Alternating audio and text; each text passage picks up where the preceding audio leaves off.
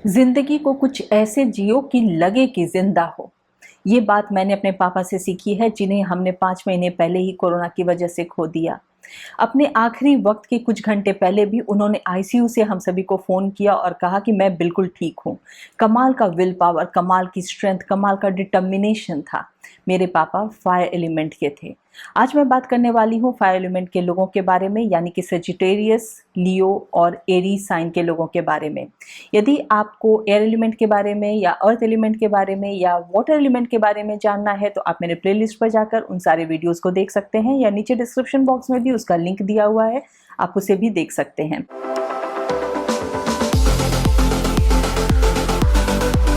मैं हूं प्रियंका कुमार और मैं अब शुरू करने वाली हूं फायर एलिमेंट के बारे में। यदि आपको ये वीडियो अच्छा लगे तो इसे लाइक कीजिए, शेयर कीजिए, अपने व्यूज नीचे कमेंट बॉक्स में ज़रूर लिखिएगा। यदि आप मुझसे कंसल्ट करना चाहते हैं न्यूमरोलॉजी के लिए तो मेरे व्हाट्सएप नंबर के थ्रू या फिर मेरे वेबसाइट numberworks.com के थ्रू आप मुझसे कंसल्ट कर सकते हैं। तो फायर एलिमेंट के वो सारे लोग होते हैं जो बहुत ज़्यादा पैशनेट होते हैं, ज़िंदगी को जीने का जुनून होता है, बहुत ही ज़्यादा एडवेंचरस होते हैं, बहुत ही मोटिवेटेड होते हैं, स्पिरिचुअल होते हैं, इंसाइट्स होते हैं उनमें, बहुत ही ज़्यादा क्विक विटेड होते हैं। कोई भी काम को वो स्पॉन्टेनियसली करना जानते हैं और करते भी हैं, एक्शन ओरिएंटेड होते हैं।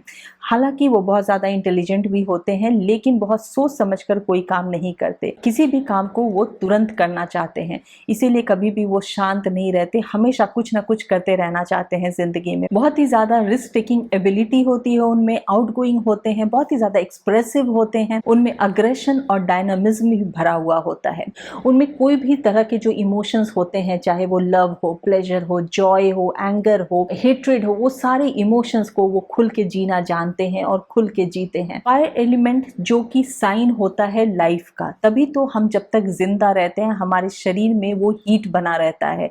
किसी भी इंसान की मृत्यु जैसे ही हो जाती है उसका शरीर ठंडा पड़ जाता है, उसमें से फायर एलिमेंट निकल जाता है। तो फायर का कितना इंपॉर्टेंस है हम सभी जानते हैं। जब तक हमारे अंदर वो फायर रहता है, हमें किसी भी काम को करने का जुनून बना रहता है। फायर एक ऐसी चीज़ है जो कि कंस्ट्रक्टिव है, यानी कि जो कि एनर्जी भी देती है, चाहे वो फूड को ट्रांसफॉर्म करके एनर्जी रिलीज करे, चाहे वो कोई भी आइडियाज़ को ट्रांसफॉर्म करके एक्शन में लाए। वहीं दूसरी तरफ फायर डिस्ट्रक्टिव भी होती है। बड़ी से बड़ी इमारत में भी यदि आग लग जाती है तो वो खाक बन जाती है। तो फायर का ये नेचर होता है। तो जो भी फायर एलिमेंट के लोग होते हैं, यदि वो बहुत ही पॉजिटिव रहें, यदि वो कोई भी काम को सही डायरेक्शन में करना चाहें तो वो कमाल की सक्सेस पा सकते हैं, बहुत ही ऊंचाइयों पर जा सकते हैं। क्योंकि फायर की जो लपटें होती हैं, आग की जो लपटें होती हैं, वो हमेशा ऊपर की तरफ ही जाती हैं। लेकिन यदि वो गलत डायरेक्शन में चले गए, यदि वो नेगेटिव डायरेक्शन में चले गए, जैसे कि यदि उनको अल्कोहल का एडिक्शन हो जाए या ड्रग का एडिक्शन हो जाए, किसी भी टॉक्सिक चीज़ों का यदि उन्हें एडिक्शन हो जाता है तो उसमें भी वो बहुत ही हाइट तक चले जाते हैं। फिर उन्हें वापस लाना मुश्किल हो जाता है, क्योंकि वो अपनी वल्नरेबिलिटी दूसरे के साथ शेयर नहीं कर सकते हैं। वो अपने जो उनकी फीलिंग होती है, उनका जो सेटबैक होता है, वो किसी को नहीं बताते हैं और इसकी वजह से उन्हें वापस सही डायरेक्शन में लाना बहुत मुश्किल हो जाता है। इसीलिए फायर एलिमेंट के लोगों को हमेशा अपने आप को संभाल कर रखने की बहुत ज़रूरत होती है, ताकि वो पॉजिटिव डायरेक्शन में जाएं, अपना पैशन सही डायरेक्शन में वो यूज़ करें, सही जगह पे अपनी एनर्जी को चैनलाइज करें। जब हम हवन भी करते हैं तब भी हम आग जलाते हैं, और जब किसी को बर्बाद करना होता है, किसी भी चीज़ को डिस्ट्रॉय करना होता है, तब भी उसे आग लगाकर ख़त्म किया जाता है। तो आप ये हमेशा मेक श्योर कीजिए कि आप पॉजिटिव डायरेक्शन में चलिए, आपका जो वो पैशन है वो पॉजिटिव डायरेक्शन में जाए, कभी भी डिस्ट्रक्टिव डायरेक्शन में नहीं जाए। जैसा कि मैंने आपको बताया कि फायर एलिमेंट के जो लोग होते हैं, एरीज के या फिर लियो के या फिर सेजिटेरियस के, उनके जो सारे ये कॉमन एट्रीब्यूट्स हैं फायर एलिमेंट के, वो तो होते ही हैं, उसके साथ साथ उनकी कुछ इंडिविजुअल पर्सनैलिटी भी होती है। क्योंकि एरीज को रूल करता है मार्स जो कि एक फायरी प्लैनेट है। तो इसलिए जो एरीज साइन के लोग होते हैं उनमें वो सोल्जर वाले सारे गुण होते हैं। वो किसी भी काम को तुरंत करना चाहते हैं, बहुत ही ज़्यादा एक्शन ओरिएंटेड होते हैं, थोड़े अग्रेसिव होते हैं। वहीं दूसरी तरफ जो लियो के लोग होते हैं उनको रूल करता है सन। सन यानी कि किंग, राजा। वो तुरंत से कोई भी राजा कोई काम खुद नहीं करता, वो पहले अपने सैनिक को भेजता है और वो हमेशा इस कोशिश में रहता है कि उसका साम्राज्य बना रहे। तो कुछ लियो साइन के लोग ऐसे ही होते हैं कि वो अपनी जो एक पोजीशन है उसको हमेशा मेंटेन करना जानते हैं। उनके अंदर भी बहुत पैशन होता है, बहुत अग्रेशन होता है, लेकिन कभी भी वो बहुत ज़्यादा एक्शन में नहीं आते हैं।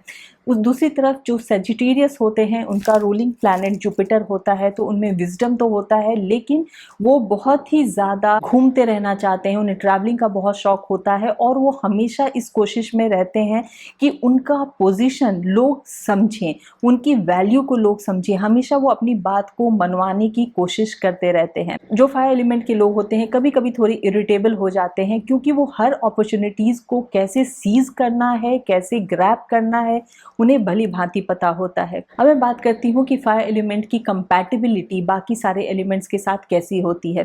फायर एलिमेंट की कंपैटिबिलिटी यदि फायर एलिमेंट के साथ मैं बात करूँ तो अच्छी होती है क्योंकि सेम एलिमेंट होता है, लेकिन आप बहुत ज़्यादा वहाँ शांति एक्सपेक्ट नहीं कर सकती। यदि दो फायर एलिमेंट के लोग घर में हैं तो आपस में तो अच्छा जेल करेंगे, लेकिन घर में हमेशा कुछ ना कुछ आर्ग्यूमेंट्स होते रहेंगे या फिर वो हमेशा कहीं बाहर घूमते रहना चाहेंगे, कभी भी एक जगह टिक कर नहीं रहेंगे या दूसरों के ओपिनियंस उनके लिए मैटर नहीं करेंगे। फायर एलिमेंट का यदि एयर एलिमेंट के साथ मैं बात करूं तो मैंने हमेशा से ये बताया है कि एक बैलेंस का होना बहुत ज़रूरी है। ज़्यादा यदि एयर मिलेगा तो भी फायर कंटिन्यूसली चलती जाएगी, यदि बिल्कुल एयर नहीं मिला तो फायर बुझ जाएगी। इसीलिए वो बैलेंस का होना बहुत ज़रूरी है फायर और एयर एलिमेंट के बीच में।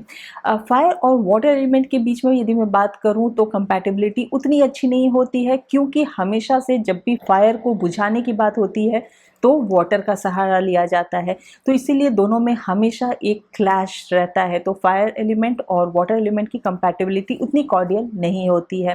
फायर एलिमेंट और अर्थ एलिमेंट की कंपैटिबिलिटी की यदि मैं बात करूं तो अर्थ की सभी के साथ कंपैटिबिलिटी बहुत ही अच्छी होती है क्योंकि आग चाहे जितना भी भड़के जब वो शांत होता है तो गिरकर जमीन पर ही आता है, तो इसीलिए फायर और अर्थ की कंपैटिबिलिटी काफ़ी अच्छी होती है।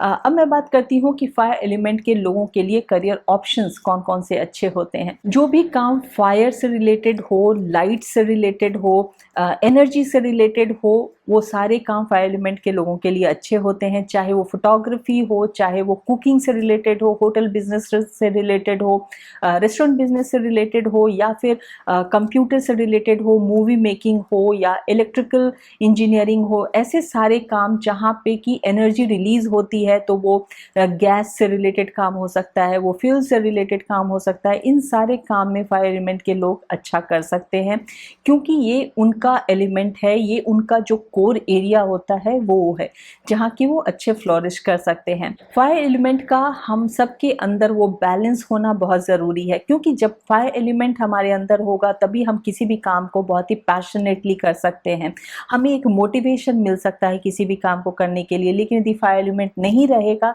हमारे अंदर, यदि फायर एलिमेंट की डिफिशियंसी होगी तो हमें बहुत सारी हेल्थ प्रॉब्लम्स हो सकते हैं, जैसे कि हमें डाइजेशन इश्यूज हो सकते हैं, हमें कोई भी काम करने का मोटिवेशन नहीं मिलता है, कोई भी काम करने के लिए हमें एक फोकस नहीं मिलता है, हमारी एनर्जी सही डायरेक्शन पे नहीं जाती है, हम बहुत ही डल फील करते हैं, बहुत ही लेथार्जिक फील करते हैं। ऐसे सिचुएशन में वो फायर एलिमेंट को बैलेंस करना बहुत ज़रूरी होता है।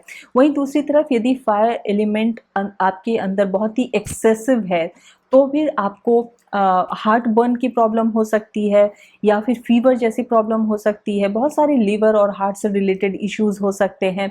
आपको बहुत ज़्यादा यदि फायर एलिमेंट आपके अंदर है तो आपको एंगर इश्यूज हो सकते हैं, आपको इंसोम्निया हो सकता है जहाँ आपको नींद नहीं आए, आपकी एनर्जी सही डायरेक्शन पे नहीं जाने की वजह से आप कोई भी एक फोकस्ड काम नहीं कर सकते हैं। तो कैसे अपने फायर एलिमेंट को बैलेंस करें, तो आइए मैं देती हूँ आपको कुछ टिप्स।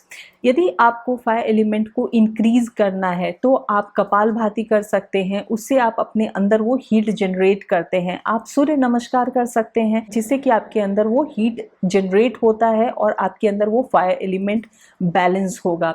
आप अपने घर में, अपने वर्क प्लेस पर कैंडल जला सकते हैं जो कि फायर एनर्जी को इन्वोक करता है। आप रेड कलर के फ्लावर्स लगा सकते हैं, चाहे रेड रोज लगा सकते हैं, वो भी फायर एनर्जी को इन्वोक करता है। तो आपको वो मोटिवेशन मिलेगा। आप अपने आसपास वैसे लोगों के साथ रहिए या वैसे लोगों को सुनिए जो कि बहुत ज़्यादा पैशनेट हैं अपने लाइफ में, बहुत ज़्यादा मोटिवेटेड हैं, वो हमेशा कुछ ना कुछ करना चाहते हैं। कहते हैं ना कि संगति का असर होता है, तो उससे आप पर भी असर पड़ेगा और आपकी फायर एनर्जी इंक्रीज होनी शुरू हो जाएगी। यदि आपको फायर एनर्जी को इंक्रीज करना है तो आप एक्सरसाइज कीजिए, लेकिन बहुत ही माइल्ड नहीं, आपको बहुत ही रिगरस एक्सरसाइज करना होगा जहाँ की आपके पसीने बहें, आपके अंदर वो हीट जनरेट हो। आप सुबह उठकर सनराइज देख सकते हैं, सूरज को जल चढ़ा सकते हैं, उससे भी आपके अंदर फायर एनर्जी इंक्रीज होगी। आप बहुत ही लाउड म्यूजिक सुन सकते हैं, इससे भी आपके अंदर वो फायर एनर्जी इंक्रीज होगी।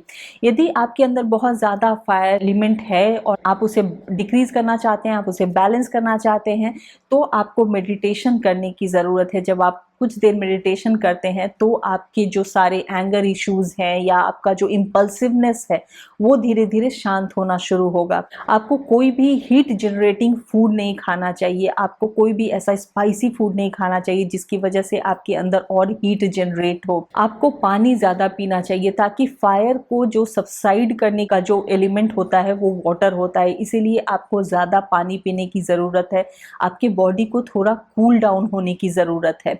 तो इस तरीके से आप अपने फायर एलिमेंट को बैलेंस कर सकते हैं और एक अच्छी मोटिवेटेड लाइफ जी सकते हैं, सक्सेसफुल हो सकते हैं। आई होप कि आपको ये वीडियो यूजफुल लगा होगा। अभी तक मैंने चारों एलिमेंट्स कंप्लीट किए हैं, एयर एलिमेंट, वाटर, फायर और अर्थ एलिमेंट।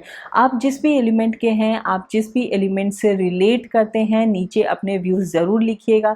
यदि आप अपने एलिमेंट को बैलेंस करना चाहते हैं, चाहे आप फायर एलिमेंट को या एयर या वाटर या अर्थ एलिमेंट को बैलेंस करना चाहते हैं, तो मैंने हर वीडियो में आपको टिप्स दिए हैं, आप उसे फॉलो कीजिए। और आपको कितना बेनिफिट हो रहा है आप ज़रूर नीचे कमेंट बॉक्स में लिखकर अपने एक्सपीरियंस को शेयर कीजिए। आई होप कि आपको ये वीडियो अच्छा लगा होगा। मैं नेक्स्ट वीडियो में फिर आपसे मिलूंगी। आप यदि कुछ पर्टिकुलर कोई टॉपिक के बारे में जानना चाहते हैं न्यूमरोलॉजी से रिलेटेड, तो आप नीचे कमेंट बॉक्स में ज़रूर लिखकर भेजिए। मैं कोशिश करूंगी कि मैं उस टॉपिक को भी अपने नेक्स्ट वीडियो में कवर करूं। यदि आप मुझसे कंसल्ट करना चाहते हैं तो मेरे वेबसाइट numberworks.com के थ्रू आप मुझसे कंसल्ट कर सकते हैं, या फिर मेरे व्हाट्सएप नंबर के थ्रू भी आप मुझसे कंसल्ट कर सकते हैं। तो मैं नेक्स्ट वीडियो में फिर आपसे मिलूंगी। Till then take very good care of yourself and stay safe.